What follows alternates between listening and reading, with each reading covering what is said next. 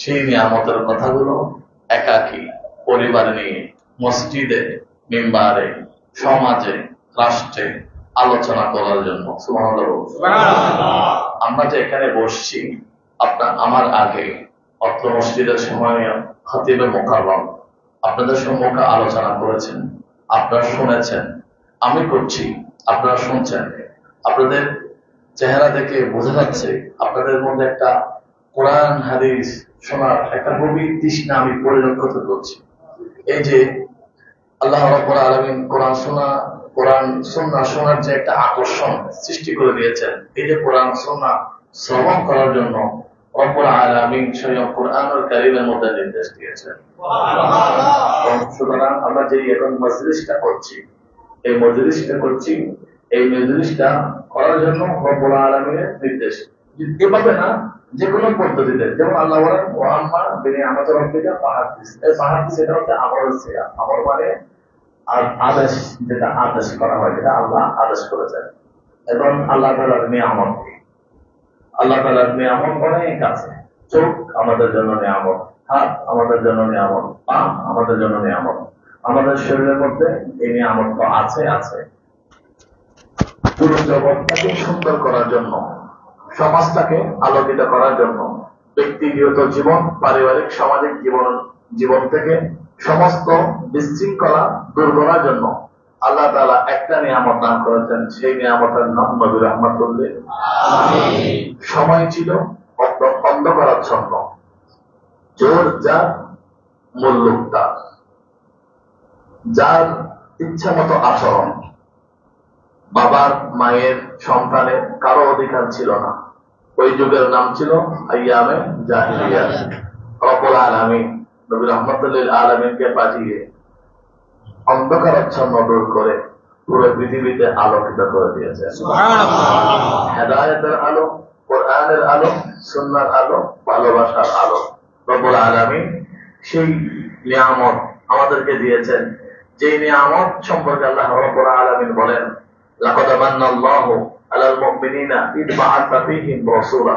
আল্লাহ মানুষকে অনেক নিয়ামত দিয়েছেন, তবে নিয়ামতগুলোর মধ্যে সর্বশ্রেষ্ঠ নিয়ামত হচ্ছে নবী রাহমাতুল্লিল আলামিন।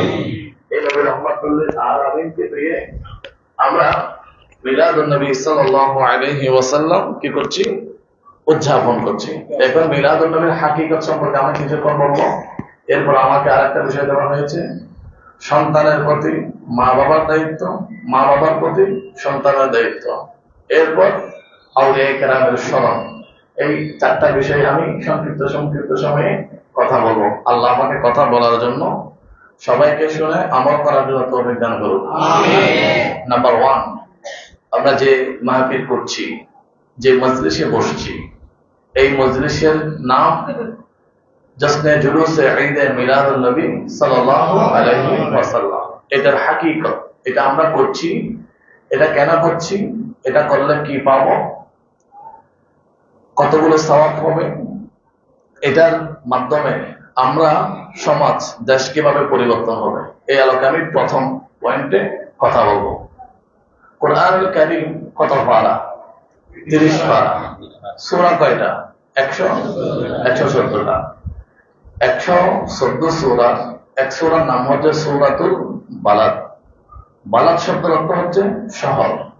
এই যে চকবাজার একটা শহর, আমাদের চট্টগ্রাম একটা শহর। পৃথিবীতে অনেক দামি দামি শহর আছে, new York city, London, Singapore, Bangkok, এভাবে বিভিন্ন দামি শহর আছে। এই শহর যতগুলো আছে, এগুলোকে এক একটা গ্রেট সিটি বা এক এক সিটির এক এক, যেমন পৃথিবীর স্বর্গ বলা হয়, heaven of the world, Switzerland, বা বিভিন্ন এক একটা শহরের বৈশিষ্ট্য আছে। কিন্তু রব্বুল আলামিন একটা শহরের কথা কোরআনে উল্লেখ করেছেন, এখানে শেষ নয়, সেই শহরের শহর পেয়েছেন। কোরআনুল কারীমের মধ্যে সূরা বালাদ নামে, এই বালাদ আল্লাহ কেন অবতীর্ণ করলেন এবং এই সূরার মধ্যে কি আছে? রব্বুল আলামিন কোরআনুল কারীমের মধ্যে প্রায় 29টা বিষয়ে শপথ করেছেন। 29টা বিষয় নিয়ে শপথ করেছেন, যেমন ওয়াশ-শামসি ওয়া দুহাহা ওয়াল কমারি ইযা তালাহা ওয়ান নাহারি ইযা জাল্লাহা। সবগুলো এগুলো আল্লাহ তাআলা কি করেছেন? শপথ করেছেন। ওয়াত-তিন ওয়াজ-যাইতুন, এগুলো আল্লাহ তাআলা কি করেছেন? শপথ করেছেন। মানে গুরুত্বপূর্ণ বিষয়ে কথা বলার আগে আল্লাহ তাআলা নিজে কি করছেন?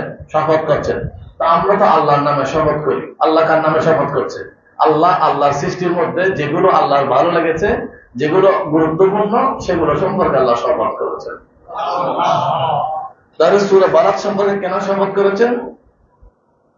কত চমৎকার করে রব্বুল আলামিন বর্ণনা করছেন। لا أقسم بهذا البلد وأنت حل بهذا البلد ووالد وما ولد। আমরা সকলে তো এই আয়াত পারি, আমরা আমার মুখোমুখি একবার পড়বো, সকলে একবার বলবো, আমরা একসাথে পড়বো। লা উকসিমু বিহাযাল বালাদি ওয়া আনতা হিল্লুম বিহাযাল বালাদি ওয়া ওয়ালিদিন ওয়া মা ওয়ালাদ। রব্বুল আলামিন কুরআনুল কারীমের 114 সূরার মধ্যে একটা সূরার নাম বালাদ রেখেছেন। আয় আল্লাহ, এতগুলো শহর থাকতে আপনি বালাদের কেন শপথ কাটছেন? বালাদ মানে কি? বালাদ মানে মসজিদ হারাম, বালাদ মানে মক্কাতুল মুকাররমা, মসজিদ হারাম। আমরা যখন আল্লাহর ঘরে যাই আমরা বলি এটা হেরম। এই যে হেরমের এলাকা, হেরমের এলাকাকে কোরআনুল কারীমের ভাষায় উম্মুল কুরা বলা হয়, আবার বালাদ বলা হয়। রব্বুল আলামিনকে যদি আমরা জিজ্ঞাসা করি, আল্লাহ তাআলার কোরআনকে যদি আমরা জিজ্ঞাসা করি, হে আল্লাহর কোরআন, এখানে বালাদ কেন আসছে? আল্লাহ তাআলা আবার উত্তর দিচ্ছেন, ওয়া ওয়ালিদিন ওয়া মা ওয়ালাদ। কারণ এই শহরের মধ্যে আল্লাহ তাআলা নবী রাহমাতুল লিল আলামিনকে পাঠিয়েছেন। আর পুজোর বলুন তো আল্লাহ তাআলা নবী রাহমাতুল লিল আলামিনকে পাঠিয়েছেন মানে কি? অর্থাৎ এই জায়গার মধ্যে আমাদের প্রাণের নবী, প্রিয় নবীর মিলাদুন নবী হয়েছে। এবার আমি কোরআন শরীফ পড়েছি, আমি নয় আপনারাও পড়েছেন, এবার আপনারা বলুন ওয়ালিদি ওয়া মা ওয়ালাদ। রব্বুল আলামিন যেখানে বলেছেন, এমন একটা জায়গার কথা উল্লেখ করেছেন যেই জায়গার মধ্যে রব্বুল আলামিন তার প্রিয় বন্ধু রাহমাতুল লিল আলামিনকে পাঠিয়েছেন, অর্থাৎ রাহমাতুল লিল আলামিনের মিলাদুন নবী হয়েছে। সুবহানাল্লাহ। মিলাদুন নবী নয়, মিলাদুন নবী কোন জায়গায় হয়েছে সেই জায়গার কথা কোরআনুল কারীমের মধ্যে উল্লেখ করেছেন একজন, তিনি কে? আল্লাহ। এখন কেউ যদি বলে কোরআনুল কারীমের মধ্যে মিলাদুন নবী নাই, আপনারা বলুন আল্লাহর ঘরে আমরা বসছি, সে সত্য বলেছে নাকি মিথ্যা বলেছে? মিথ্যা বলেছে। কারণ কোরআনুল কারীমের মধ্যে কি মিলাদুন নবীর কথা আছে। এখন যারা মিথ্যা বলে তাদের পরিণয় কি হবে? রব্বুল আলামিন বলেন, ফালা'নাতুল্লাহ আলাল কাযিবিন। যারা মিথ্যা বলে আল্লাহ তাআলা তাদের উপর লানত দেন। জোরে বলুন নাউযুবিল্লাহ। আবার যদি আমরা আল্লাহর কোরআনকে সামনে রেখে বলি, হে আল্লাহর কোরআন, এই যে আপনি মিলাদুন নবীর স্থানের কথা বর্ণনা করেছেন, আমরা আরো ফজিলত শুনতে চাই। রব্বুল আলামিন বলেন, বিহাযাল বালাদিল আমিন। সবাই একবার মুখে মুখে পড়ব, সবাই বলবো বিহাযাল বালাদিল আমিন। কোরআন শরীফ পড়লে একরকম সওয়াব, শুনলে আর এক রকম সওয়াব। কোরআন শরীফ একাকিও পড়া যায়, সবাই একসাথে পড়া যায়। এই জন্য আমি চেষ্টা করব আপনাদেরকে সাথে নিয়ে কোরআন পড়ার জন্য। কারণ যারা একসাথে কোরআনুল কারীম তেলাওয়াত করবে, কিয়ামতের ময়দানে আল্লাহ তাআলা তাদেরকে একসাথে জান্নাত দিবে।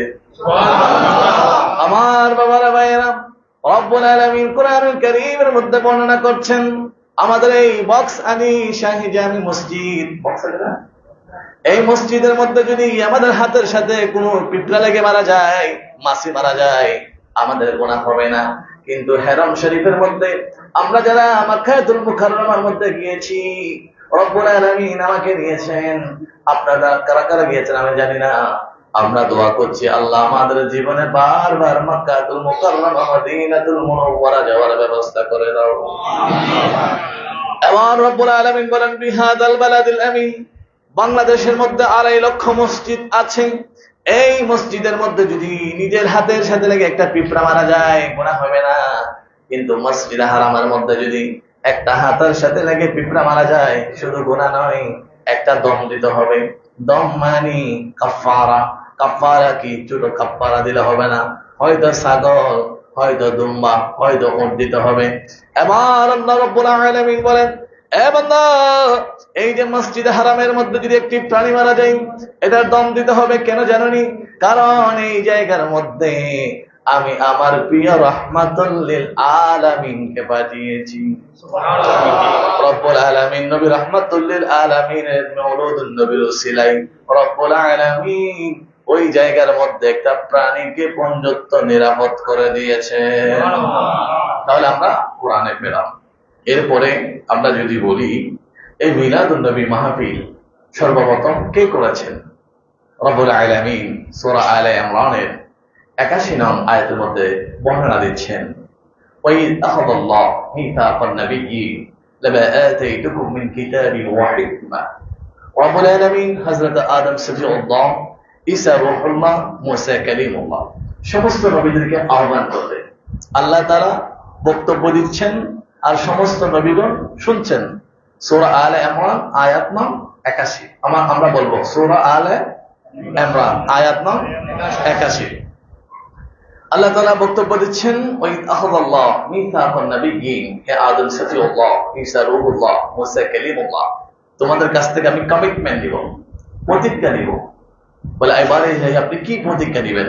বলে আমি তোমাদেরকে নবুয়ত দিয়ে রাসালাত দিকে পাঠাবো, কিন্তু যখনই আমার নবী রাহমাতুল লিল আলামিন যাবে, সাইয়্যিদুল মুরসালিন যাবে, শফিউল মুজনিবিন যাবে, তখন তোমরা তোমাদের দায়িত্ব ছেড়ে দিয়ে লা তুমিনুন নবী, তার উপর ঈমান আনবা, ওয়ালা তানসুরুন নবী, তাকে সাহায্য করবা। আর এই কমিটমেন্ট যদি তোমরা করো, তোমাদেরকে আমি নবুয়তের দায়িত্ব দিয়ে দুনিয়াতে পাঠাবো। সুবহানাল্লাহ। সমস্ত আম্বিয়া কিরাম বলেন, হ্যাঁ এবার ইলাহি আমরা আপনার সাথে কমিটমেন্ট করলাম। সুবহানাল্লাহ। তাহলে মিলাদুন নবী উপলক্ষে সর্বপ্রথম মাহফিলের আয়োজক ছিলেন আল্লাহ, শ্রোতা ছিলেন সমস্ত নবীগণ।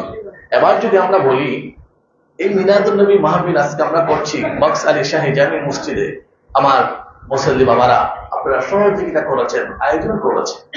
এটা আমরা করার কারণে আমরা জানি কোরআনুল কারীমের মধ্যে আল্লাহ তাআলা বলেন, ইন্নাল্লাযীনা আমানু ওয়া আমিলুস সালিহাতি কানাত লাহুম জান্নাতুল ফিরদাউসি নুজুলা। যারা ঈমান এনেছে, নামাজ পড়েছে, রোজা রেখেছে, হজ করেছে, যাকাত দিয়েছে, নেক কাজ করেছে, আউলিয়া কেরামের সুহবত অর্জন করেছে, এই যে নেক কাজ করার কারণে রব্বুল আলামিন তাদেরকে জান্নাতুল ফিরদাউস দেন। আল্লাহ আমরা জানি নামাজ পড়লে আপনি জান্নাত দেন, রোজা রাখলে, হজ করলে, সাদকা করলে জান্নাত, এই যে আপনি সওয়াব দেন। মিলাদুন নবী মাহফিল করলে, বসলে, কোরআন শরীফ শুনলে, নবীজির হাদিস শ্রবণ করলে আপনি কি দিবেন?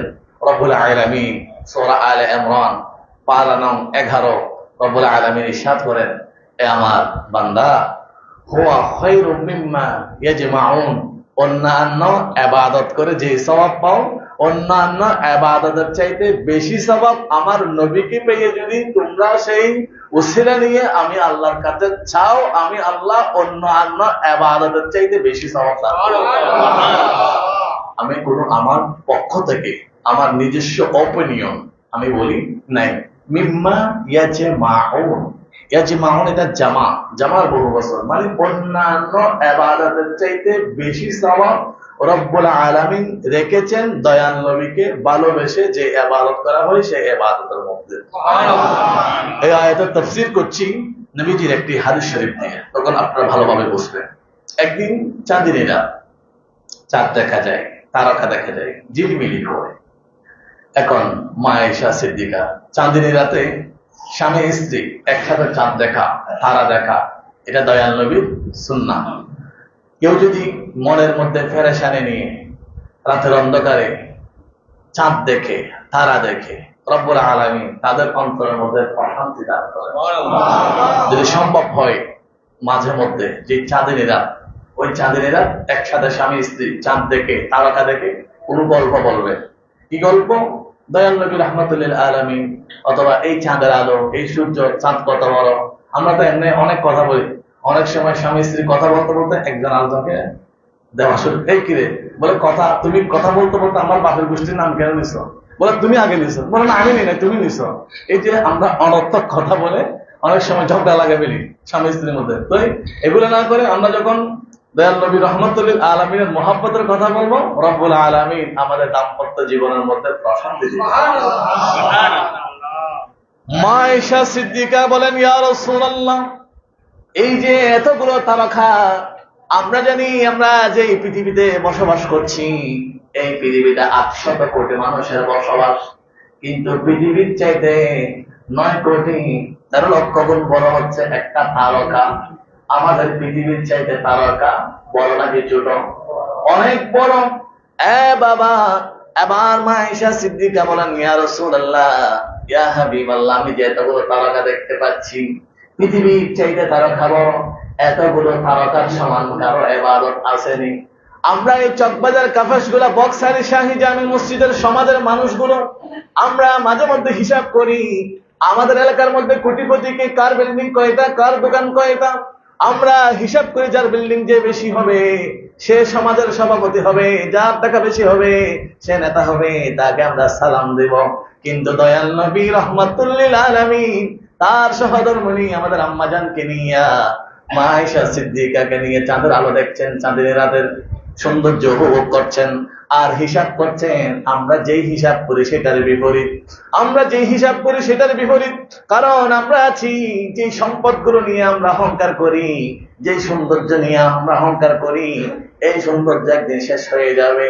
যে সম্পদ নিয়ে আমরা অহংকার করি, আমাদের এই পাশে কাপাসগোলা জামতারা মসজিদ আছে, এই মসজিদের কবরস্থান অনেক বিশাল। আপনি যাওয়ার সময় কাপাসগোলা মসজিদের কবরস্থানে গিয়া 1 মিনিট দাঁড়াবেন, দেখবেন চকবাজার এই কাপাসগোলা এলাকার মতো শত শত বিল্ডিং এর মালিক ওই কাপাসগোলা মসজিদের কবরস্থানে শুয়ে আছেন।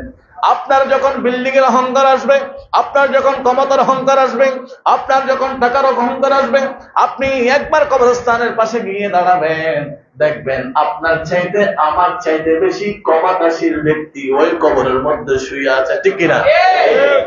আমার বাবার অহংকার করা যাবে না, অহংকার করা যাবে না, সম্পদের অহংকার করা যাবে না। অহংকার করে যদি নামাজি হন, অহংকার করে যদি সদকা করেন, অহংকার করে যদি আপনি হজ করেন, আল্লাহ তাআলা আপনার কোনো ইবাদত কবুল করবে না। রব্বুল আলামিন অহংকার মুক্ত জীবন গঠন করার জন্য আমাদের তৌফিক দান করুন, আমিন। আরো জোরে বলুন, আমিন। এবার মা আয়েশা সিদ্দিকা বলেন, ইয়া রাসূলুল্লাহ, আকা ইয়া হাবিবাল্লাহ, কার এতগুলো ইবাদত আছে, যতগুলো তারা আছে? মা আয়েশা সিদ্দিকা বলেন, ইয়া রাসূলুল্লাহ, আমি জানতে চাচ্ছি এতগুলো ইবাদত কার আছে? দয়াল নবী রাহমাতুল্লিল আলামিন নবুয়তের জামানে মুস্কি হাসি দিয়ে বলেন, মিসলা উমর, এই তারকার সমান হযরত উমরের ইবাদত। মা আয়েশা সিদ্দিকার চেহারা মলিন হয়ে গেল। মলিন যখন করে ফেললেন, দয়াল নবী বুঝলেন, দয়াল নবী বুঝে মুস্কি হাসি দিয়ে আবার জিজ্ঞাসা করলেন, ও আয়েশা, তোমার চেহারা মলিন কেন? এবার মা আয়েশা সিদ্দিকা বলেন, ইয়া রাসূলুল্লাহ, ইয়া হাবিবাল্লাহ, ফাআইনা হাসানাতি আবি বকর, আমার আব্বা আবু বকরের আমলগুলো কই? আমার আব্বা আবু বকরের আমল কত? এবার দয়াল নবী বলেন, আয়েশা, যদি তোমার আব্বার এক রাতের আমল এক পাল্লায় রাখা হয়, আর যদি ফারুক আযম ওমর ফারুকের আমল যদি এক পাল্লায় রাখা হয়, সমস্ত মানুষের আমল যদি এক পাল্লায় রাখা হয়, তোমার আব্বার একটা আমলের পরিমাণ বেশি হবে। এবার মা আয়েশা সিদ্দিকা খুশি হয়ে গেল, ইয়া রাসূলুল্লাহ, আমি জানতে চাই সে আমল কি, সে আমল আমি করতে চাই। রব্বুল আলামিনের প্যারা হাবিব বলেন, না না না, সে আমল একজন করেছেন, তিনি হচ্ছেন আবু বকর সিদ্দিক, এটা আর কেউ করতে পারবে না। আপনারা যারা মক্কাতুল মুকাররমা থেকে 7 কিলোমিটার দূরে গারে সৌরের পাহাড় আছে, আমার করতে 4 ঘন্টা সময় লেগেছে। ভয়ঙ্কর পাথর, এভাবে লাঠি দিয়ে হেঁটে হেঁটে আস্তে আস্তে উঠতে হয়। সেই গারে সুরের চূড়ায় উঠে আপনারা একটা গর্ত দেখবেন, গুহা দেখবেন। ওই গুহার মধ্যে আবু বকর সিদ্দিক রাসূলের পাককে নিয়ে 3 দিন 3 রাত ছিল। কাফেরের বাচ্চারা নবীজিকে কতল করার জন্য, কাফেরের বাচ্চারা নবীজিকে হত্যা করার জন্য অনেক চেষ্টা করেছিল। আবু বকর সিদ্দিক রাদিয়াল্লাহু তাআলা আনহু নবীজিকে কাঁধে লইয়া ওই পাহাড়ের চূড়ায় উঠে 1 দিন 1 রাত নয়, 3 দিন 3 রাত এই পাহাড়ের মধ্যে অবস্থান করছিলেন। খোদা কি কসম, যে স্থানের মধ্যে রাসূলুল্লাহ এভাবে হেলান দিয়েছে, ওই স্থানের মধ্যে পাথরটা বালিশের মতো নরম হয়ে গিয়েছে। এখন আপনি যখন আপনার নাক লাগিয়া, আপনার চোখ দিয়া আপনি এখনো যদি মোহাব্বত নিয়ে ওই গুহার ভিতরে দৃশ্যটা দেখেন, খোদা কি কসম, আপনি মদিনা ওয়ালা নবীর কদমের খুশবু পাবেন। এখানে কোনো পরিবর্তন হয় না। ইয়া রাসূলুল্লাহ,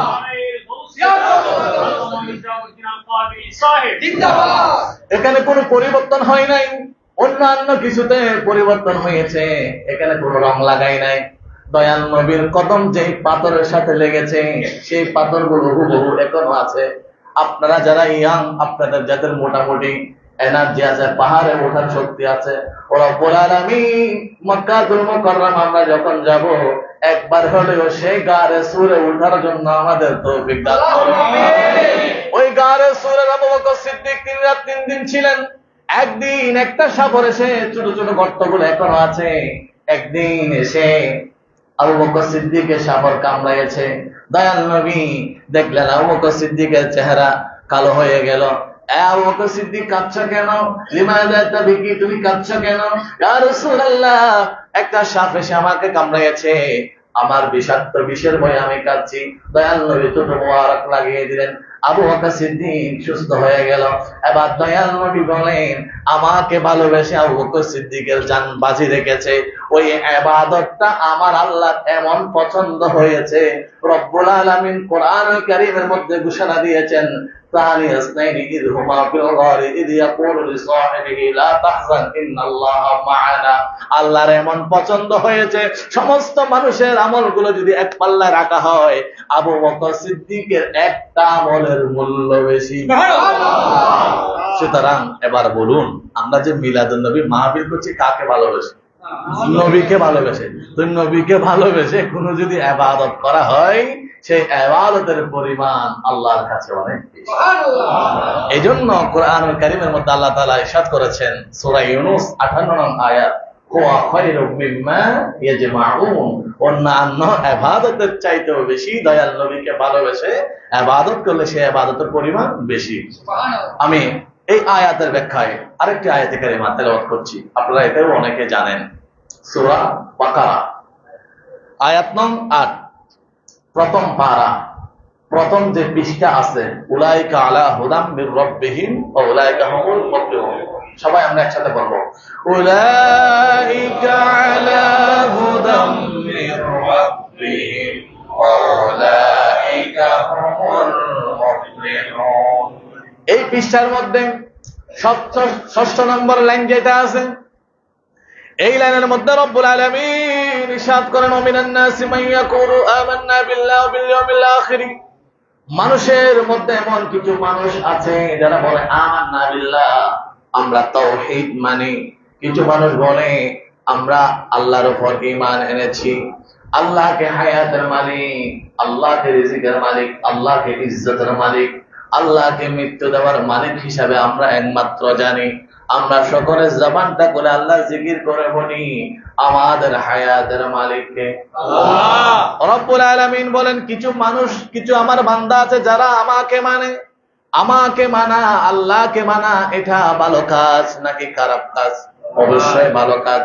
আল্লাহ তাআলা এই আয়াতে আবার বলেন, ওয়াবিল ইয়াউমিল আখির, তারা কবর মানেন, হাসর মানেন, জান্নাত মানেন, জাহান্নাম মানেন, ফুলসিরাত মানেন, দুজক মানেন, এগুলো বিশ্বাস করেন, এটাও ভালো কাজ। এরপরে রব্বুল আলামিন বলেন, ওয়া মা হুম বিমুমিনিন, তোমরা 1 নম্বর বেঈমান।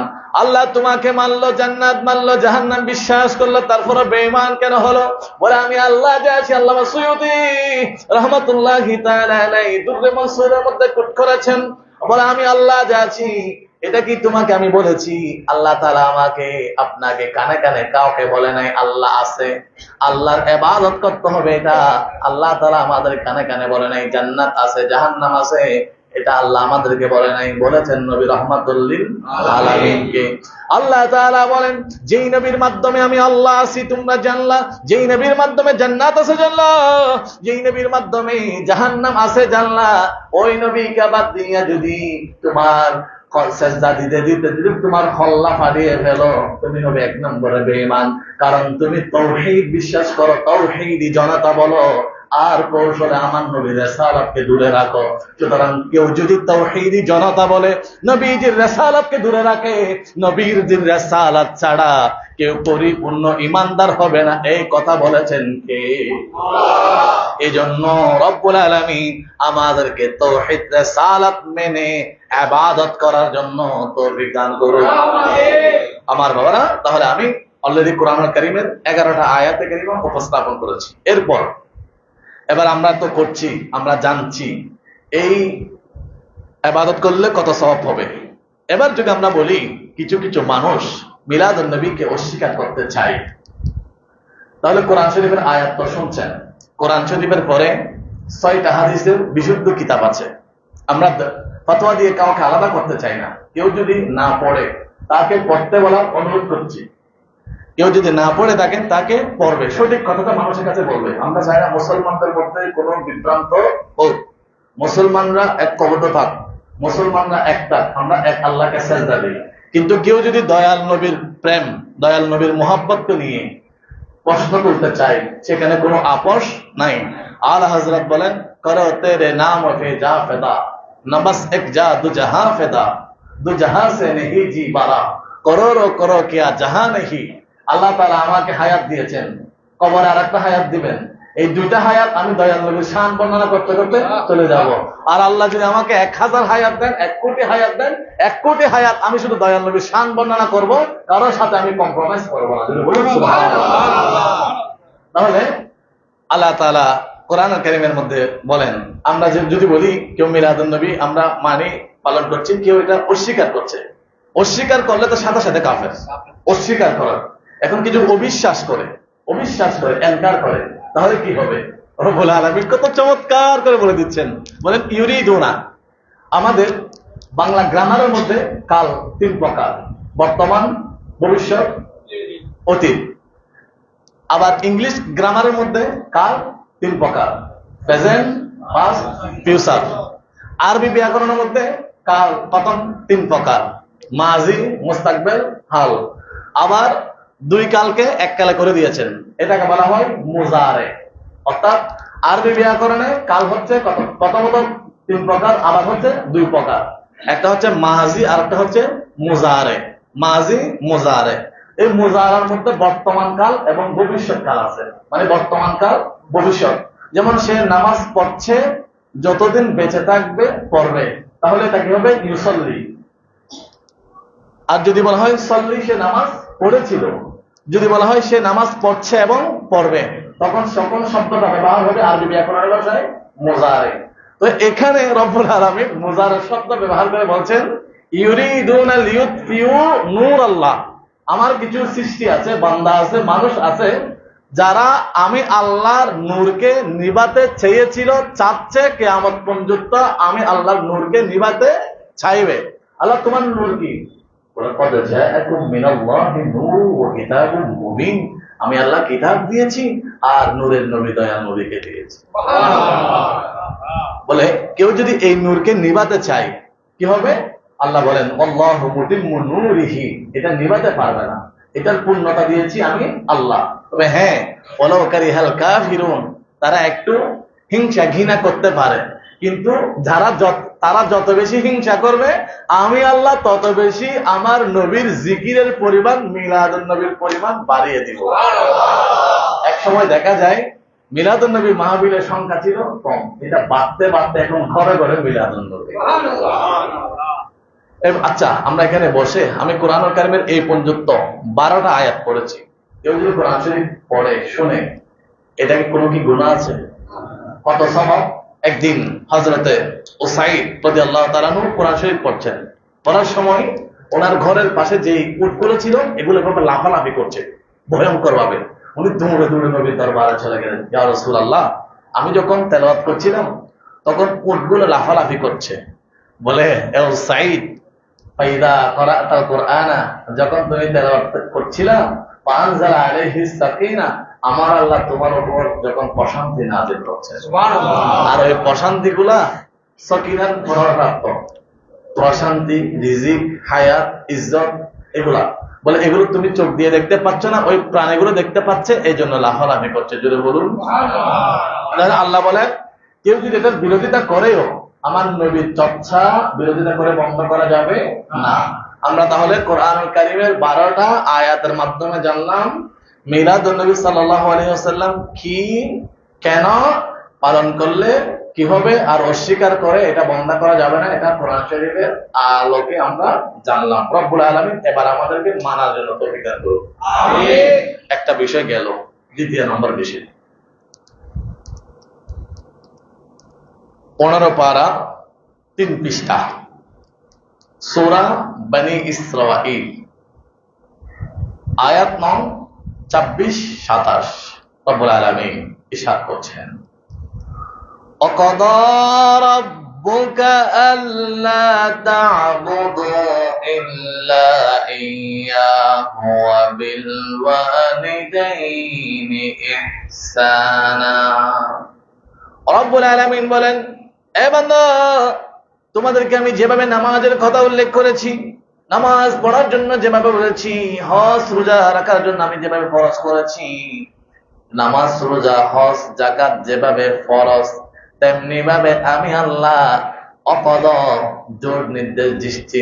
তোমাদের মা পেয়েছো, বাবা পেয়েছো, মা বাবার মাধ্যমে তোমরা দুনিয়ার আলো দেখেছো, ওই মা বাবার সাথে তোমরা সুন্দর আচরণ করবা।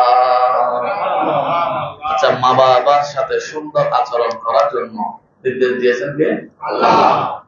কত সুন্দর আচরণ করতে হবে। একদিন এক সাহাবী নবীজিকে বললেন, ইয়া রাসূলুল্লাহ, আমি সবচাইতে বেশি কার সাথে সুন্দর করে কথা বলবো? আমাদের ইয়াং জেনারেশন যখন প্রেমালাপ করে তখন তারা কত মিষ্ট ভাষা আছে, যত মিষ্ট ভাষা, এটা এমন ভাবে বলে যেমন কলিজা ছিঁড়ে চলে আসে ভাষা দিয়ে। এই যে এই ভাষাটা আগে তারা আয়ত্ত করে, তো এই কত মধুর ভাষা, যে ভাষা দিয়ে মন জয় করা যায়। একজন সাহাবী গিয়ে বলেন, ইয়া রাসূলুল্লাহ, এরকম মধুর ভাষা, মন জয় করার ভাষা আমি কাকে দিব? আল্লাহর নবী বলেন, উম্মুকা, তোমার মাকে দিবা। সাহাবী বললেন, সুম্মা মান? এরপরে বলে, উম্মুকা, তোমার মাকে দিবা। ওই সাহাবী বললেন, ইয়া রাসূলুল্লাহ, সুম্মা মান? এরপরে কে? বলে, উম্মুকা, এরপরে তোমার মাকে দিবা। 3 বার বলেছেন, কার কার? বলে, সুম্মা মান? বলে, সুম্মা আবুকা, তোমার বাবাকে দিবা। এখানে 3 বার সুন্দর করে উত্তম ভাবে শ্রদ্ধার সহিত কথা বলার জন্য বলা হয়েছে মায়ের সাথে 3 বার। এখন 3 বার কেন বলা হয়েছে? মুফাসসিরিন ইকরাম নবীজির হাদিস শরীফ কোট করছেন এই আয়াতের ব্যাখ্যায়। এমন 3টা কষ্ট আছে মা ছাড়া আর কেউ করে না, মা ছাড়া আর এটা কেউ করতে সক্ষম হয় না। এই কারণে 3 বার মায়ের কথা বলেছে। নাম্বার 1, মা 10 মাস 10 দিন গর্ভে ধারণ করে। একবার আনোয়ারা বরণ ছাড়া গিয়েছিলাম মাহফিলে, একজন বলছেন, হুজুর, আমাদের এখানে একজন চেয়ারম্যান ছিল, চেয়ারম্যান বিচার করেছিল অবাধ্য ছেলের বিচার করেছিল একটা ইট নিয়ে, একটা ইট এভাবে বেঁধে ওই ছেলেটা ফ্যাটের মধ্যে রাখলো, বলে এই ইটটা নিয়ে পুরো মাঠ, এই মাঠ থেকে ওই মাঠে আসবি, আর এই কোণা থেকে ওই কোণা যাবে। ইটে কিছু কোণা দিয়ে আর আসতে পারছ না, বলে আমি আর পারছি না। বলে, দেখ, তুই একটা ইট নিয়ে হাঁটতে পারো না, আর তোর মা তোকে গর্ভে নিয়ে হেঁটেছে 10 মাস। দয়াল নবী বলেন, উম্মুকা তোমার মায়ের সাথে উত্তম কথা বলবে, কারণ মা সন্তানকে গর্ভে ধারণ করে। আচ্ছা, এটা 2 লিটার, এই 2 লিটার এখানে বেঁধে এক রাত যদি আমাদেরকে ঘুমানোর সময় আজকে এটা বেঁধে দেওয়া হয়, আজকে শুধু আজকে রাতটা আমরা পারবো না। যদি দিনে বলা হয় এখানে বোতলটা বেঁধে একটু তোমার অফিসে যাও, আমরা পারবো না। কিন্তু এর চাইতে ভারী মায়ের কলিজার সাথে লাগিয়ে আমরা মায়ের পেটে এভাবে ছিলাম 10 মাস। তো এমন কষ্ট মা, মা যখন আমাদেরকে গর্ভে নিয়েছে, সর্বপ্রথম মায়ের পিরিয়ড বন্ধ হয়েছে, মায়ের মাথা ঘোরানো শুরু হয়েছে।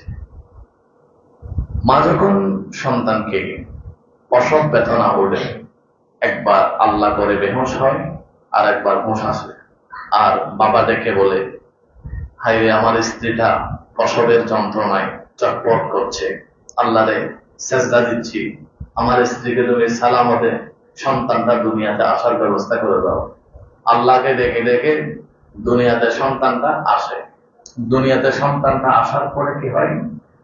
আজান দে, একামত দে, ডান কানে আজান, বাম কানে একামত। এরপরে মিষ্টান্ন পান করাই, বিসমিল্লাহ বলে। এরপরে 7 দিন, 14 দিন, 21 দিনে কি করে? আকিকা করে। এখানেও আল্লাহকে ডাকা হয়, আল্লাহ আমার সন্তানটাকে সুস্থ রাখো। রাতের 2টা, সন্তানের ডায়রিয়া শুরু হয়েছে, 2টা আর 2টা গরিব কাটায় থাকে না। মায়ের মনে হয় এটা 2টা নাকি 4টা দেখে না, দৌড়ে সন্তানকে বুকে নিয়ে হাসপাতালে চলে যায়। সন্তানের নিউমোনিয়া হলো রাত 3টার সময়, মা বাবা বুকে নিয়ে হসপিটালে চলে যায়। এই যে সন্তানকে এত লালন, এত যত্ন, আল্লাহকে ডেকে ডেকে ওই সন্তানটাকে কি করে? বড় করে। কিন্তু সন্তান যখন 20 বছর হয়, তখন সে সব কিছু ভুলে গিয়ে মাকে লাথি মারা শুরু করে। একবার এক যুবক, অনেক তো মা পাগল যুবক থাকে, একবার এক ব্যতিক্রমী যুবক দেখলাম। আমাদের তো আলহামদুলিল্লাহ এই যে মাহফিলের সফর নিয়ে বাংলাদেশের 66 জেলায় যাওয়ার সুযোগ হয়। বরিশাল কাপাসিয়াতে এক যুবক দেখলাম মা পাগল। যখন বক্তব্য রাখছিলাম, এরপরে যুবক এসে বলে, হুজুর আজকে ইচ্ছা করছে আমার মাকে একবার মা বলে ডাকতে, আর মা আমার কথা শুনে আমাকে ছেলে করে ডাকবে, আর আমাকে যেভাবে হাত বুলিয়ে দেয় সেভাবে হাত বুলিয়ে দেবে। অনেকের এরকম মনে হয় না? মাকে কতবার দেখেছি, একটু ব্যথা ফেলে বলি মা, একটু ব্যথা ফেলে বলি মা। এই মাকে আমরা অনেক সময় না বুঝে কষ্ট দিয়ে থাকি, বড় কথা বলে থাকি। তো অনেক সময় বলে, মাকে যদি একবার মা বলে ডাকতে পারতাম। এই যে আপনাদের কবরস্থানে গিয়ে যদি মাকে যদি একবার আম্মা আম্মা আম্মা বলে ডাকেন, একবারও আপনার মা আপনার ডাকে সাড়া দিবে না। তো সুতরাং যেই মা আল্লাহকে ডেকে ডেকে আমাদেরকে দুনিয়ার আলো দেখিয়েছে, যেই বাবা না খেয়ে খাওয়াইছেন, বৃষ্টি পড়লে একটা ছাতা, দেখা যায় বাবার শরীরে বৃষ্টির পানি, সন্তানের শরীরে বৃষ্টির পানি পড়ছে না, কিরে বাবা আপনি ভিজছেন আর সন্তানকে এভাবে আগলে রাখছেন, বলে এই মহব্বত তো আমার দয়াল নবী শিখিয়েছে। তাহলে এই যে মা বাবা যে কষ্ট, মায়ের যে প্রথম কষ্টটা, এটা মা ছাড়া আর কেউ করতে পারবে না। এই জন্য আল্লাহ নবী সর্বপ্রথম মায়ের কথা বলেছেন। এরপরে দয়াল নবী কেন মায়ের কথা বলেছেন? আল্লাহ তাআলার প্যারা হাবিব বলেন, সর্বোত্তম আচরণ, সবচাইতে সুন্দর কথা তোমার মায়ের সাথে বলবা, কারণ মা জননী 2.5 বছর 2 বছর বুকের দুধ পান করিয়েছে। এই জন্য এটা মা ছাড়া কেউ করতে পারে না, এই জন্য মায়ের কথা বলেছেন। আর একটা হচ্ছে, এভাবে আমার এখানে একটা হাড় আছে, একটা হাড়, এই হাড়টা যদি একবার ভাঙে আমি একবারে ব্যথা পাবো, আরেকবার যদি ভাঙে আরেকবারে ব্যথা পাবো। আল্লাহ নবী বলেন, একটা হাড়কে এভাবে 7 বার ভাঙলে যত ব্যথা পাবে, একজন মা দুনিয়ার বুকে সন্তানকে আলো দেখাতে গিয়ে, জন্ম দিতে গিয়ে তার চাইতে বেশি ব্যথা পায়। অনেক সময় মা যখন সন্তান প্রসব করার সময় হয়, স্বামীর পায়ে ধরে মাপ চেয়ে নেয়, ও প্রাণের স্বামী তোমার সাথে আমি 3 বছর সংসার করেছি, ওগো প্রাণের স্বামী, জানি না সন্তানকে দুনিয়ার আলো দেখাতে গিয়া হয়তো আমি চোখ বন্ধ করতে পারি, কারণ অনেক মা সন্তানকে দুনিয়ার আলো দেখাতে গিয়ে মা কবরে চলে যায়। আল্লাহর নবী বলেন, যারা সন্তানকে দুনিয়ার আলো দেখাতে গিয়া কবরে চলে যায়, আল্লাহ তাআলা তাদেরকে শহীদের সওয়াব দান করেন। আমার বাবারা ভাইয়েরা, আল্লাহর নবী দুজাহানের বাদশা নবী বলেন, ও উম্মত, 7টা হাত যদি একসাথে ভেঙে ফেলে যত কষ্ট পাবে তার চাইতে বেশি কষ্ট পায় মা একজন সন্তানকে প্রসব করার সময়, জন্ম দেওয়ার সময়। এজন্য মা বাবাকে কখনো কষ্ট দেওয়া যাবে না। এজন্য আল্লাহ তাআলার পেয়ারা হাবিব 3 বার মায়ের কথা বলেছেন। 1 নম্বর হচ্ছে গর্ভে ধারণ করার জন্য, 2 নম্বর হচ্ছে জন্ম দেওয়ার যে কষ্ট, সেই কষ্টের জন্য, 3 নম্বর হচ্ছে দুধ পান করার জন্য। সুবহানাল্লাহ। দাত্তাকিতে দাতের বলল, দিলি না মন দিলি না, মা বাবা তোর কত আপন, বুঝিলি না মন বুঝিলি না। দাত্তাকিতে দাতের বলল, দিলি না মন দিলি না। বাবা কত কষ্ট করে সংসার চালাইতো, ভালো জিনিস সে না খেয়ে তোরে খাওয়াইতো। বাবা কত কষ্ট করে সংসার চালাইতো, ভালো জিনিস সে না খেয়ে তোরে খাওয়াইতো।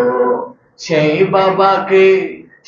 বাবাকে কষ্ট দিতে একটু ভাবলি না, দাঁত ঘিতে দাঁতের মর্ম দিলি না মন দিলি না।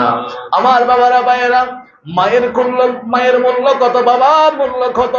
আমরা অনেকে হজ করার জন্য আল্লাহর ঘরে যাই, উমরা করার জন্য আল্লাহর ঘরে যাই। দয়াল নবী রাহমাতুল লিল আলামিন মায়ের মূল্য কত, বাবার কত মূল্য বোঝাচ্ছেন। যখন আইয়ামে জাহিলিয়াতের সময় মা বাবা বুড়া হলে মা বাবাকে কষ্ট দিয়ে মানুষ যখন দাফন করে ফেলতো, বাবার সেবা করতো না। আল্লাহর নবী সাহাবীদেরকে দরজ দিলেন, সাহাবী তুমি যদি একবার দয়ার নজর দিয়া, তুমি যদি একবার মায়ার নজর দিয়া তোমার মায়ের দিকে একবার তাকাও, বাবার দিকে যদি একবার তাকাও, একবার বাবার দিকে তাকাইয়া বাবাকে বাবা বলবা, মায়ের দিকে তাকাইয়া মাকে মা বলবা, আমার আল্লাহ তোমার আমল নামার মধ্যে একটি কবুল হজের সওয়াব দিবে। একজন সাহাবী বললেন, ইয়া রাসূলুল্লাহ, ইয়া হাবিবাল্লাহ, একটি হজ করতে, উমরা করতে অনেক কষ্ট হয়, এতগুলো সওয়াব মায়ের চেহারার দিকে একবার তাকানোর কারণে দিবে। আমি যদি চাই আমার মায়ের দিকে 100 বার তাকাতে পারি, ওয়াইন নাযারতু মিআ, আমি যদি একবারে একদিনে 100 বার মায়ের দিকে বাবার দিকে তাকাই, তাহলে আমার আল্লাহ আমাকে 100 কবুল হজের সওয়াব দিবেনি। আল্লাহ বলেন, আল্লাহ তাআলার প্যারা হাবিব বলেন, ইন্নাল্লাহা গনিয়্যুন, আমার আল্লাহ ধনী, আমার আল্লাহ সাখাওয়াত, আমার আল্লাহ দাতা, আমার আল্লাহ কি নয়।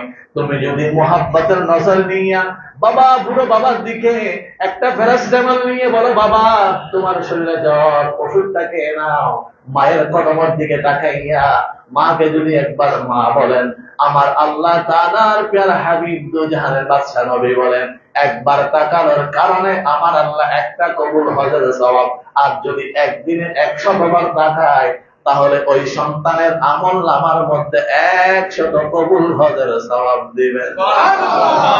একজন সাহাবী বললেন, ইয়া রাসূলুল্লাহ, আপনি ঘোষণা দিয়েছেন যারা জিহাদ করবে, জিহাদ করার কারণে যারা মুজাহিদ হবে, যারা শহীদ হবে, ইসলামের জন্য যারা জান কুরবানি করবে, তাদের মর্যাদা নাকি অনেক বেশি। আমি আসছি জিহাদ করার জন্য, মুজাহিদ হওয়ার জন্য, শহীদ হওয়ার জন্য।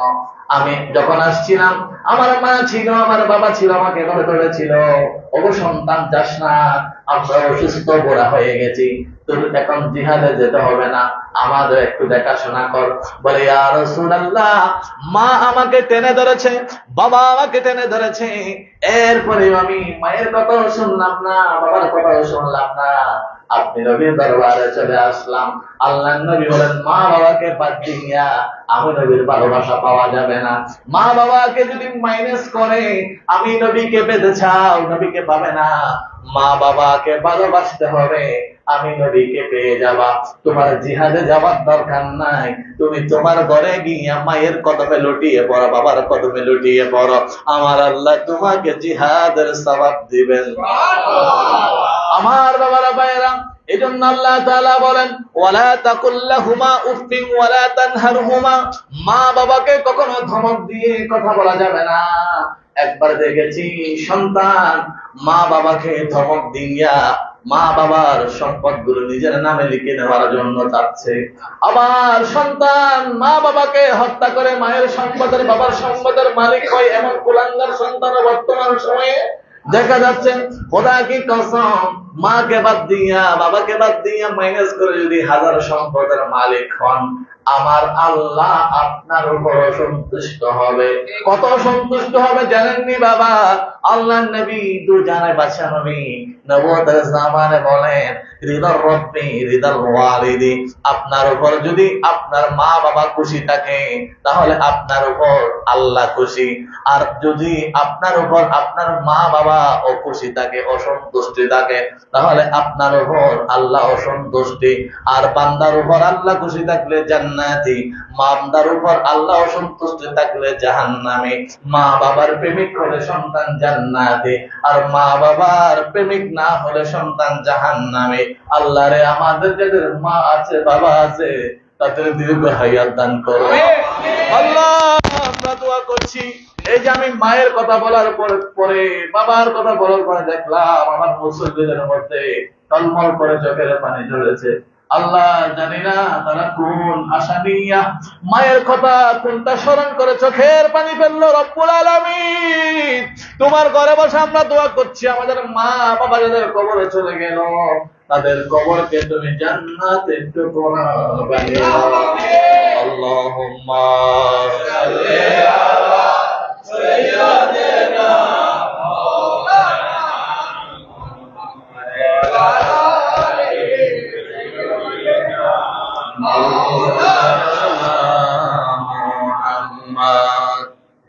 Allahumma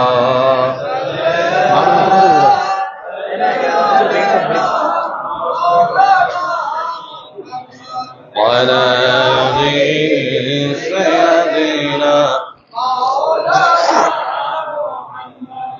তাহলে মা বাবার প্রতি সন্তানের দায়িত্ব কর্তব্য সম্পর্কে আমি একটি কোরআনুল কারীমের আয়াত সূরা বনী ইসরাঈল 26 এবং নবীজির 2টি হাদিস শরীফ উল্লেখ করেছি। এই হাদিস এবং কোরআনের আলোকে কয়েকটি আমি পয়েন্ট আকারে বলে দিচ্ছি। 1 নাম্বার, সবচাইতে সুন্দর কথা কার সাথে বলতে হবে? মায়ের সাথে, বাবার সাথে। সর্বোত্তম আচরণ মা বাবার সাথে, অর্থাৎ মা বাবাকে কখনো ধমক দিয়ে কথা বলা যাবে না। একবার দেখেছি রাউজান, এলাকার নাম বলবো না,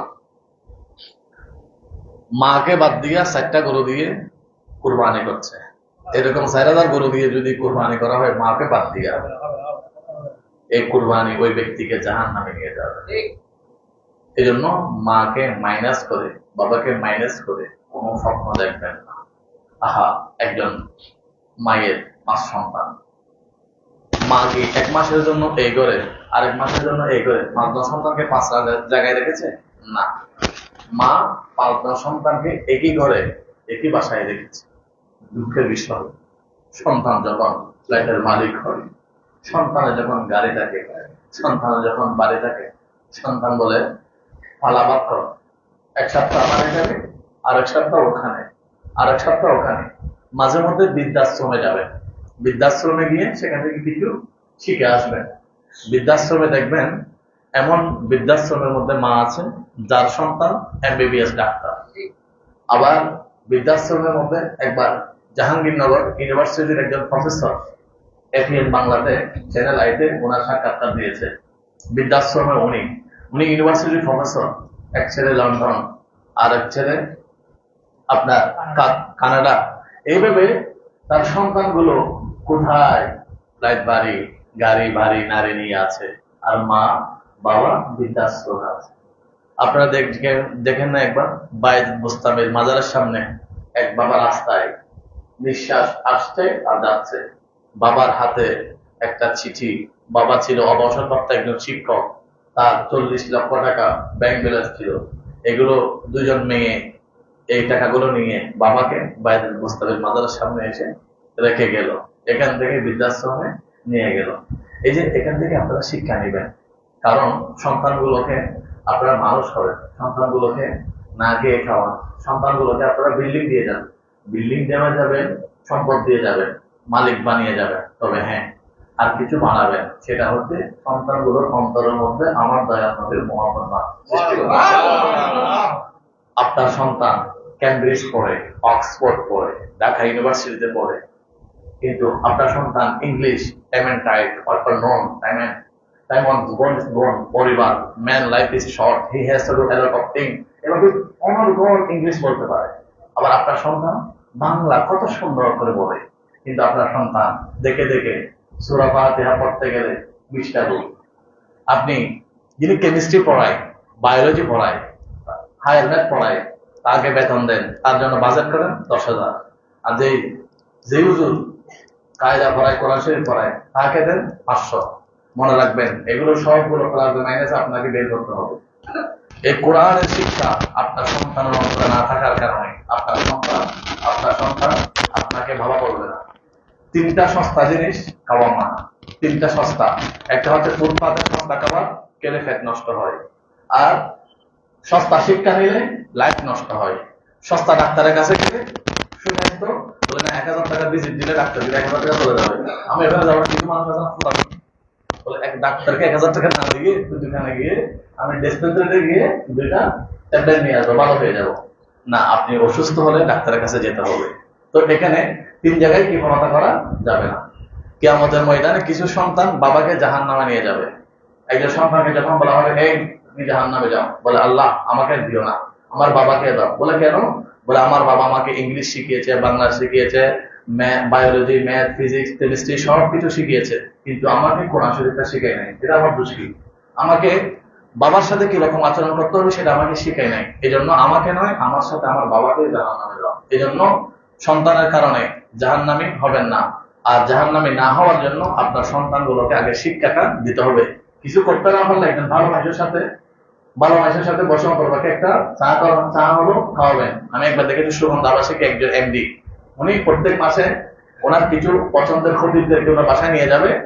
বাসায় নিয়ে গিয়ে প্রথম টিস্যু দিয়ে ওই খতিবগুলো জুতাগুলো মুছে দিবে, বলে এই তোমরা জুতাগুলো খুলে নাও, হুজুর থেকে জুতাগুলো খুলে নাও, এগুলো মুছে দাও। জুতাগুলো মুছে দিবে, আবার আসার সময় আরেকবার জুতাগুলো মুছাই দিবে। এটা ওরা আমার কাছে একটু আনএক্সপেক্টেড লেগেছে। মানে এরকম মানুষ কি আছে বর্তমানে? দেখলাম এখন জুতা মুছাই, আর এই যে জুতা মুছানো শিখেছে, আলেমদেরকে সম্মান দিতে এটা শিখিয়েছে। দেখা যায় ওই সন্তানগুলো, আমি খবর নিয়েছি, দেখে যায় ওই সন্তানগুলো দিবারাত্রি মা বাবার কদমে চুমা দেয়। ওই সন্তান, যেই সন্তান শরীয়ত শিখেছে, ওইগুলোকে মা বাবাকে অবজ্ঞা করবে না। আমি টু দা পয়েন্ট। 1 নাম্বার, মা বাবার সাথে সুন্দর আচরণ করতে হবে, তাদের সাথে অসৎ আচরণ করা যাবে না, তাদের খেদমত করতে হবে। যতটুকু সম্ভব মা বাবাকে সর্বোচ্চ সম্মানে আগলে রাখতে হবে। মা বাবার কর্তব্য হচ্ছে সন্তানকে 1 নাম্বার দয়াল নবীর ভালোবাসা শিক্ষা দিতে হবে। আল্লাহ নবী বলেন আদিবু আওলাদাকুম, তোমরা তোমাদের সন্তানগুলোকে 3 বিষয়ে শিক্ষা দাও। বিসালাসা, 3 বিষয়ে। 1 নাম্বার হচ্ছে হুব্বা নাবিয়্যিকুম, দয়াল নবীর ভালোবাসা। আর 2 নম্বর হচ্ছে ওহুব্বা আওলাদিহি, আহলে বাইতের ভালোবাসা। আর 3 নম্বর হচ্ছে ওয়াদারাওয়াতিল কোরআন। এই 3টা শিক্ষা দিয়ে ডাক্তার, ইঞ্জিনিয়ার যা কিছু বানাতে ইচ্ছা করে ততটুকু বানান। কিন্তু আপনি শুধু হায়ার ম্যাথ আর বায়োলজি পড়াতে গিয়ে কোরআন শরীফকে বাদ দিয়ে দিবেন, এটা করিয়েন না। এটা যদি করেন আপনাকে এটার ফল ভোগ করতে হবে। রব্বুল আলামিন আমাদের সন্তানগুলোকে নেককার সন্তান বানানোর জন্য তৌফিক দান করুন। আল্লাহুম্মা সাল্লি আলা মাওলানা মুহাম্মদ ওয়া আলা আলি সাইয়্যিদিনা মাওলানা মুহাম্মদ। এটার উপকারিতা কি? একটা উপকারিতা বলি। মা বাবার যদি এরকম খেদমত সদাচরণ করে তাহলে সন্তানের উপকারে থাকে। হযরতে লোকমান আলাইহিস সালাম তার কিছু মুরিদের কথা, তার কিছু উম্মতের কথা কোরআনুল কারীমের মধ্যে আছে। তার মধ্যে একজন আছে আসব বিন বরখিয়া। আসব বিন বরখিয়া উনি ছিলেন ওলি, লোকমান আলাইহিস সালামের উম্মত, ইনি ছিলেন ওলি। একদিন লোকমান আলাইহিস সালাম বললেন, এই আগামীকাল রানী বিলকিসের সিংহাসন এটা ওই দেশ থেকে এই দেশে কে নিয়ে আসতে পারবে? একজন জিন দাঁড়িয়ে বললেন, ক্বালা ইফরিতু মিনাল জিন্নি আনা আতিকা ক্বাবলা আন তাকুমা মিন মাকামিক, আমি আনতে পারবো। বলে কত সময় লাগবে? বলে সময় লাগবে এই মিটিংটা শেষ করার আগে আগে আমি আনতে পারবো। লোকমান আলাইহিস সালাম বলেন, সুলাইমান আলাইহিস সালাম বলেন, না না হবে না, বলে এর আগে আনতে হবে। বলে এর আগে কে আনতে পারবা? তখন একজন দাঁড়িয়ে বললেন, আসব বিন বরখিয়া, তিনি ছিলেন আল্লাহর ওলি। এই আল্লাহর ওলি বলে আমি আনতে পারবো। বলে কতক্ষণ সময় লাগবে? বলে এক চোখের পলক মারতে যতক্ষণ তত এর আগে আনতে পারবো। আর তা এক চোখের পলক মারতে কতক্ষণ লাগে? 1 সেকেন্ড না, 1 সেকেন্ডে কয়েকবার পলক মারা যায়। তো এই হযরত আসব বিন বরখিয়ার আর একজন সমসাময়িক যিনি মায়ের দোয়া নিয়েছেন। একদিন আসব বিন বরখিয়া ওই সমুদ্রের পাড়ে গেলেন। সমুদ্রের পাড়ে গিয়ে দেখলেন একটি সুন্দর পাথর, আর পাথরের মধ্যে বসে তখন উনি দেখে বলেন, এত সুন্দর পাথর, আল্লাহ বলেন এত সুন্দর পাথর তো আমি বানিয়েছি, এর চাইতে সৌন্দর্য পাথরের ভিতর আমি লুকিয়ে রেখেছি। বলে কিরকম? বলে এই পাথর যেভাবে সুন্দর, যেভাবে চাকচিক্য আমি করে রেখেছি, এই পাথরের ভিতর আরো সৌন্দর্য রেখেছি। এই পাথরকে তুমি 2 টুকরা করো। পাথরকে 2 টুকরা করলেন। দেখা গেল পাথরের ভিতর বসে একজন মানুষ কোরআনুল কারীম তেলাওয়াত করছে। বলে পাথরের ভিতরে তেলাওয়াত করছে, কিতাব তেলাওয়াত করছে, এটা কি রকম, কিভাবে সম্ভব? বলে একজন সন্তান মায়ের সেবা করত, বাবার সেবা করত, মা বাবার সেবা করত, নামাজ কোন রকম পড়তো, নামাজ পড়া শেষ করা মাত্র মায়ের সেবা করত, বাবার সেবা করত। মা মারা যাওয়ার সময় দোয়া করেছেন, আল্লাহ আমার সন্তানটা তোমার ইবাদত ভালোভাবে করতে পারে নাই, তুমি তাকে 400 বছর হায়াত দিও, নির্জনে নিবৃত্তিতে যাকে তোমার ইবাদত করতে পারে। বলে আমি মায়ের দোয়া এটা কবুল করেছি, এমন ভাবে কবুল করেছি, মায়ের দোয়া কবুল করার কারণে এই সন্তানকে এই পাথরের ভিতরে আমি 400 বছর ইবাদত করার সুযোগ দিয়ে দিলাম। তাহলে মা যদি দোয়া করে, বাবা যদি দোয়া করে, অসম্ভবকে সম্ভব করে দেন কে? আল্লাহ। তাহলে আমরা মায়ের সাথে সদাচরণ করার জন্য আল্লাহ তৌফিক দান করুন। এরপরে মা বাবা যাদের কবরে চলে গিয়েছে তাদের করণীয় কি? একদিন হযরত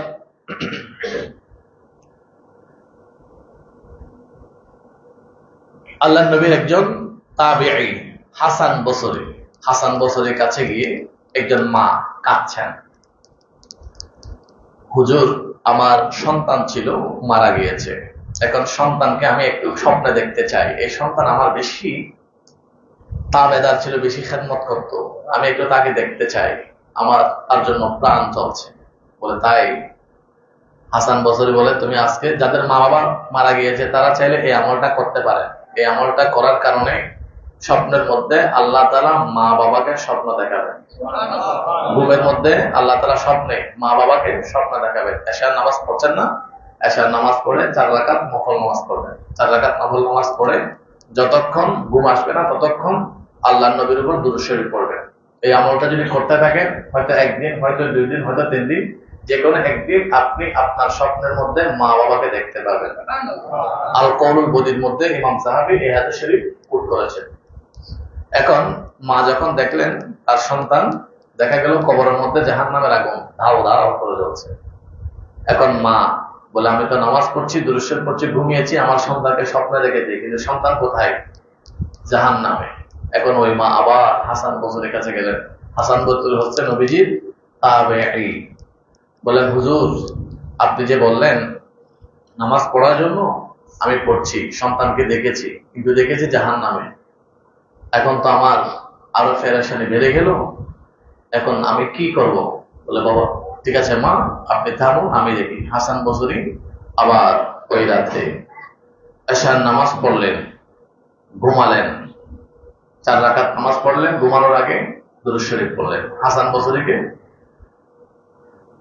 বসরি স্বপ্ন দেখলেন কিছু সন্তান জান্নাতের মধ্যে জান্নাতের ফল খাচ্ছে। বলে তোমরা কারা? মানহুম, তোমরা কারা? বলে হুজুর, গতকাল আপনার কাছে যে একজন মা গিয়েছে, আমি হচ্ছে তার সন্তান। বলে তোমার যে মা যে বলেছিল তুমি জাহান্নামে আছো, আমি দেখতে পাচ্ছি তুমি জান্নাত। বলে হুজুর, আমি গতকালও ছিলাম জাহান্নামে, কিন্তু এইদিকে একজন আল্লাহর বান্দা হেঁটে যাচ্ছিল, আল্লাহর ওলি হেঁটে যাচ্ছে, যাওয়ার সময় আমাদের কবরস্থানকে সামনে নিয়ে জিয়ারত করেছে, দুরূদ শরীফ পড়েছে। এই দুরূদ শরীফ পড়ার কারণে আমাদের সবাইকে আল্লাহ জান্নাত দিয়েছে। যাদের মা বাবা কবরে, তারা কি করবেন? মায়ের কবর বেশি বেশি জিয়ারত করবেন। আপনি এটা মনে করবেন না আমার বাবা নাই, বাবাতে খাওয়াতে পারছি না, বাবাকে সালাম দিবেন, বাবা আপনার সালামে জবাব দিবে। আপনি যদি কবরস্থানে গিয়ে বলেন আসসালামু আলাইকুম ইয়া আহলাল কবর, তাই সেই কবরবাসী আপনাকে ওয়ালাইকুম আসসালাম বলবে, সেই কবরবাসী আপনাকে সালামের জবাব দিবে। এই সালাম আমরা মানি, কিন্তু কিছু এটা আমাদের বিশ্বাসও আছে, হাদিস শরীফের মধ্যে উল্লেখ আছে। কিন্তু অনেকে বলে না, কবরস্থানের মধ্যে সালাম দিলে কবরবাসী সালামের জবাব দিবে, কিন্তু নবীকে সালাম দিলে নবী সালামের জবাব দিবে না। এই জন্য সুতরাং ইয়া নবী সালাম আলাইকা, এটা সালাম দেওয়া যাবে না। আমরা নামাজ পড়ি, নামাজের মধ্যে 3 রাকাত নামাজের মধ্যে বৈঠক কয়টা? 2টা। 4 রাকাত নামাজের মধ্যে বৈঠক কয়টা? 2টা। প্রথম যে বৈঠক, এটা হচ্ছে ওয়াজিব। কোনো কারণে যদি এই বৈঠকটা ছুটে যায়, তাহলে কি করতে হবে? সাহু সেজদা দিতে হবে। সাহু সেজদা দেওয়ার নিয়ম হচ্ছে শেষ বৈঠকে আত্তাহিয়াত পড়ে সালাম ফিরিয়ে আবার পুরো আত্তাহিয়াত এবং দুরূদ শরীফ পড়ে সালাম ফিরাবে। এটা হচ্ছে নামাজের ওয়াজিব কয়টা? 14টা। মাশাআল্লাহ। তো এই যে একটা ওয়াজিব ছুটে গেলে সাহু সেজদা দিতে হয়। আর নামাজের যেটা শেষ বৈঠক, এটা কি? ফরজ। এই শেষ ফরজ বৈঠক, এটা না হলে নামাজ হবে না। সেই বৈঠকে আমরা কি পড়ি? আত্তাহিয়াতু লিল্লাহি ওয়াস সালাওয়াতু ওয়াত তাইয়্যিবাত, আসসালামু আলাইকা আইয়ুহান নাবিয়্যু ওয়া রাহমাতুল্লাহি ওয়া বারাকাতুহু। এখানে আমরা বলি আসসালামু আলাইকা আইয়ুহান নাবিয়্যু, হে নবী আপনাকে সালাম, অর্থাৎ ইয়া নবী সালাম আলাইকা। সুবহানাল্লাহ জোরে বলবেন না? আসসালামু আলাইকা আইয়ুহান নাবিয়্যু, এটার মানে কি? হে নবী আপনাকে সালাম, মানে ইয়া নবী সালাম আলাইকা, ইয়া নবী সালাম আলাইকা। এজন্য আমরা সালাম নামাজের ভিতরে দিই, আবার বাহিরেও দিই। কিছু ভাই আছে নামাজের ভিতরে দেয়, আবার বাহিরে দিতে বিরোধিতা করে। আমি আপনাদের হাতে ধরে অনুরোধ করব, কখনো নবীকে সালাম দেওয়ার জন্য বিরোধিতা করবেন না। দয়াল, আপনি মা বাবার কবরে গিয়ে যেভাবে মা বাবাকে সালাম দিলে মা বাবা জবাব দেয়, আপনি এখানে বসে দয়াল নবীকে সালাম দিলে দয়াল নবী মদিনা শরীফ থেকে আল্লাহু আকবার, ইয়া রাসূলুল্লাহ, ইয়া রাসূলুল্লাহ। দয়াল নবী বলেন আসমাউ সালাতি আহলি মুহাব্বতি। এবার আমরা এখানে বসে অনেকবার তেলাওয়াত করেছি, দুরূদ শরীফ পড়েছি, মা বাবার শানে আমরা কোরআন শরীফ শুনেছি। এগুলো সবগুলোর ফজিলত আমরা দুনিয়াতে পাবো, কিয়ামতের ময়দানে কিভাবে পাবো সেটা বলে আমার আলোচনা শেষ। কিয়ামতের ময়দানে রব্বুল আলামিন মানুষকে 2 কাতারে ভাগ করবেন, ফারিকুন ফিল জান্নাতি ওয়া ফারিকুন ফিস সাঈর। এক কাতার হচ্ছে জান্নাতের, আরেক কাতার হচ্ছে জাহান্নামের। এবার জাহান্নামের যারা, তাদেরকে জাহান্নামে নিয়ে যাওয়া হবে।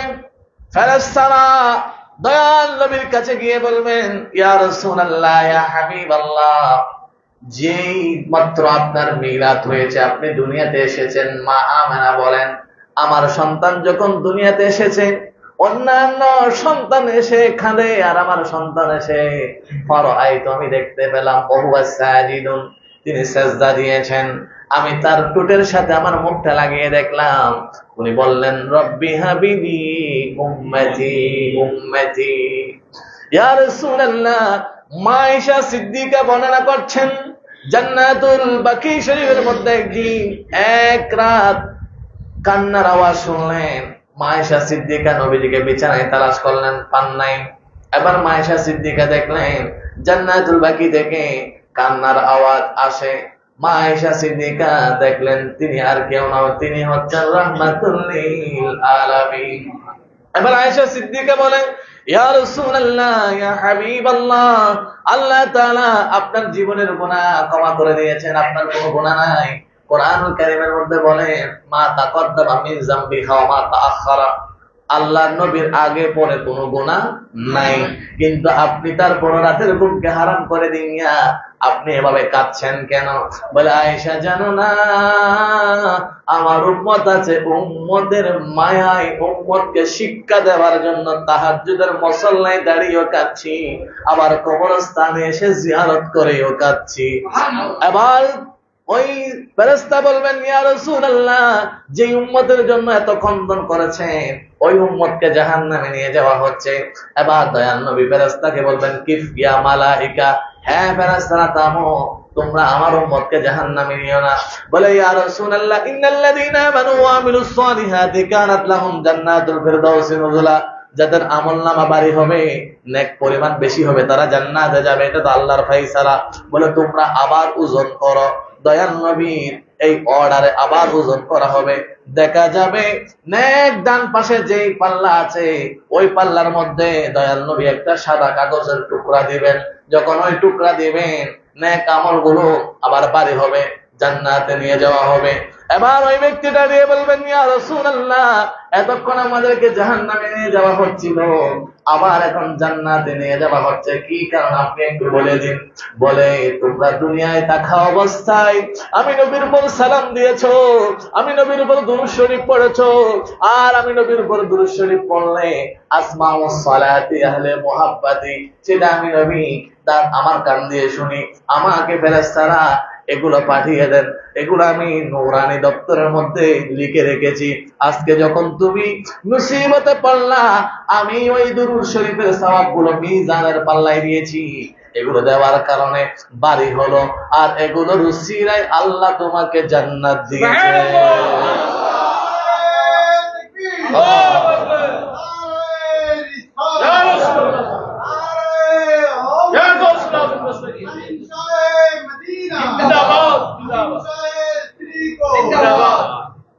তাহলে আমার আলোচনার সাবস্টেন্স, মূল কথা, আমি প্রথম বলেছিলাম কোরআনুল কারীমের কয়টা আয়াতের মাধ্যমে মিলাদুন নবী, কয়টা আয়াত? 12।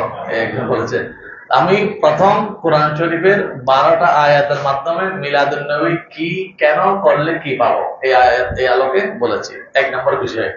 2 নম্বর হচ্ছে মা বাবার সাথে সন্তানের আচরণ কিরকম হবে, এই আলোকে কোরআনুল কারীমের আয়াত, দয়াল নবীর হাদিসের মাধ্যমে বলেছি। এরপরে মা বাবা সন্তানকে কিভাবে গড়ে তুলবে, সন্তান যখন হবে 1 নাম্বার, মা বাবা খুশি হবে, আল্লাহর দরবারে আলহামদুলিল্লাহ বলবে, আলহামদুলিল্লাহ, আল্লাহ আমাকে সন্তানের বাবা বানিয়েছে। এরপরে কয়েকটা সুন্নাহ বলে দিচ্ছি। এরপরে সন্তান 2 নম্বরে কি করবে? আজান দিবে, ইকামত দিবে। 3 নম্বরে তার জন্য একটা সুন্দর নাম। এখন আমাদের অনেকেই গুগল থেকে নাম নির্বাচন করে, হুজুর এটা আমি গুগলে পাইছি, এটা রেখে দেয়। হুজুর বলে, না এটা অর্থ ঠিক না, না আমি গুগলে পাইছি, এটাই ঠিক। এখন গুগলের সবগুলো ঠিক হয়, আর ফিকাহ ফতোয়া এগুলো কি, হ্যাঁ গুগলে দেখবেন, ঠিক আছে, কোনো সমস্যা নাই, দেখেন, তারপরে একটা অর্থপূর্ণ নাম দেওয়ার জন্য চেষ্টা করবেন। এরপরে 7 দিন, 14 দিন, 21 দিনে আকিকা করার জন্য চেষ্টা করবেন। এর বাইরে করা যায়, তবে এই দিনগুলোতে করা সুন্নাহ। এরপরে সন্তানের যখন 4 বছর 4 মাস হবে, কোন একজন বুজুর্গের দিকে একটা সবক দেওয়া হবে, অর্থাৎ বিসমিল্লাহ পড়ুন, আলহামদুলিল্লাহ পড়ুন, যেখানে একটা সবক দেওয়া হবে।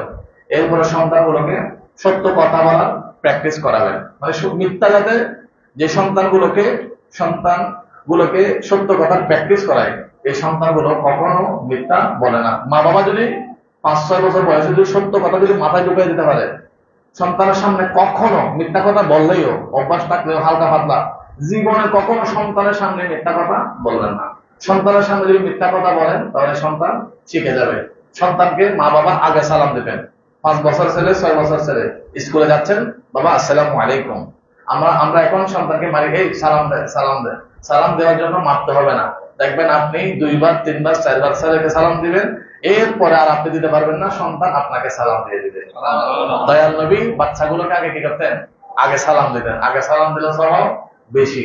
এভাবে যদি তারবিয়ত করেন, রব্বুল আলামিন আপনার সন্তানকে নেককার সন্তান বানাবেন। এরপরে বলেছি এগুলো যদি আমরা করি, মিলাদুন নবী, সন্তান এই এই পদ্ধতিতে লালন পালন, দুরূদ শরীফ পড়লে আমাদের উপকারটা কি হবে? দুনিয়াতে তো উপকার হবে, কবরে, হাসরে, একেবারে কিয়ামতের ময়দানে রব্বুল আলামিন আমাদের অনেক উপকার করবেন, অনেক সওয়াব দিবেন। রব্বুল আলামিন এই আমল আমাকে আপনাকে করার জন্য তৌফিক দান করুন। আর একটু জোরে বলুন আমিন। আমি যে কথাগুলো বলেছি এই কথাগুলো একটু আপনারা প্র্যাকটিস করবেন। ঘরে গিয়ে বিবিকে বলবেন, সন্তানকে বলবেন, যাদের নাতি আছে তাদের সাথে গল্প বলে হলেও এই কথাগুলো বলবেন। যদি চর্চা করেন, মাজতামা বাইতুন মিন বুয়ুতিল্লাহ, কেউ যদি একটা কোরআন শরীফের কথা শুনে সন্তানকে বলে, বন্ধুকে বলে, তাহলে রব্বুল আলামিন ওই ব্যক্তিদের জীবনের গুনাহ মাফ করে দেন। রব্বুল আলামিন আমাদের বেশি বেশি সিজদা তেলাওয়াত করার জন্য তৌফিক দান করুন। আসসালামু আলাইকুম ওয়া রাহমাতুল্লাহি ওয়া বারাকাতুহু। ইয়া নবী